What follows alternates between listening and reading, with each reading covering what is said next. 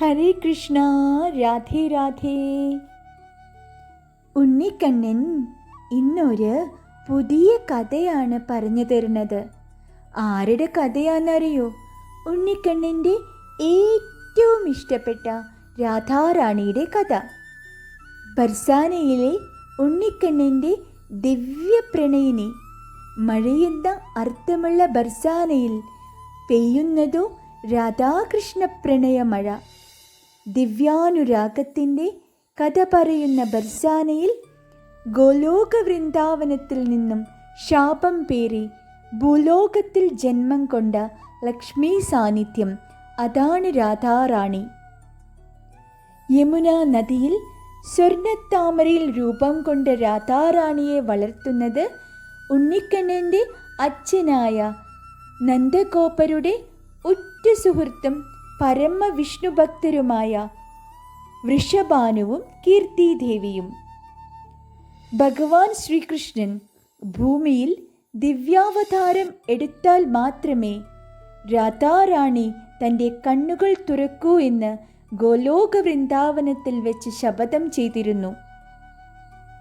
കുഞ്ഞു രാധാറാണി നന്ദഗോപരുടെ ഗൃഹത്തിൽ ഉണ്ണിക്കണ്ണൻ്റെ സ്പർശന മാത്രയിലാണ് ആ ദിവ്യനേത്രങ്ങൾ തുറക്കുന്നത്.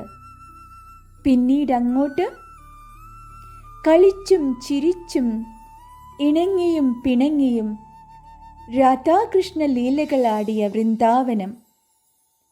കൃഷ്ണൻ്റെ പ്രാണപ്രേയസി, അമൂർത്ത പ്രണയ സമ്മാനം. രാധേ രാധേ എന്ന് വിളിക്കൂ. എവിടെ രാധാനാമം ചൊല്ലുന്നുവോ അവിടെ ശ്രീകൃഷ്ണ സാന്നിധ്യം സുനിശ്ചിതം.